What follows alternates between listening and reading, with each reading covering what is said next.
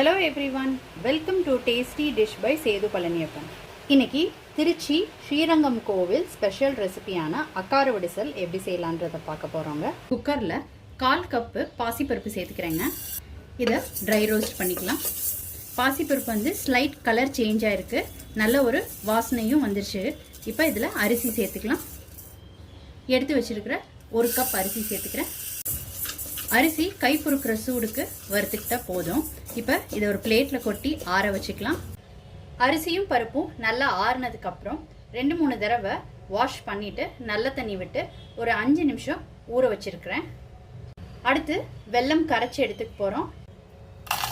3/4 cup தண்ணி சேர்த்துக்கிறேன்.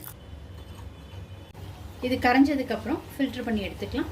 இப்போ குக்கரில் 5 கப் பால் சேர்த்துக்கிறேன். இதில் 1 கப் தண்ணியும் சேர்த்துக்கிறேன். ஊற வச்சிருந்த அரிசியும் பருப்பையும் சேர்த்துக்கிறேங்க.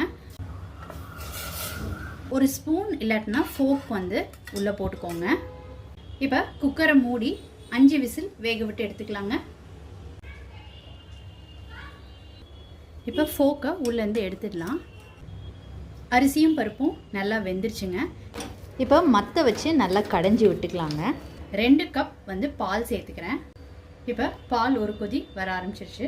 இப்போ இதில் வேக வச்ச அரிசியும் பருப்பையும் சேர்த்துக்கலாம். கட்டி இல்லாமல் நல்லா ஒன்று சேர்த்து கலந்து விட்டுக்கோங்க. நல்லா க்ரீமியாக ஒன்று சேர்ந்து வந்துருச்சுங்க. இப்போ இதில் பச்சை கற்பூரம் கொஞ்சோண்டு சேர்த்துக்கிறேன். வெல்லம் கரைச்சதை சேர்த்து நல்லா கலந்து விட்டுக்கிட்டாச்சு. இப்போ இதில் 2 ஸ்பூன் நெய் சேர்த்துக்கிறேங்க. ஏலக்காய் சேர்த்துக்கலாம். இப்போ ஒரு கொதி வர ஆரம்பிச்சிருச்சுங்க. அடுப்பை ஸ்விட்ச் ஆஃப் பண்ணிக்கலாம்.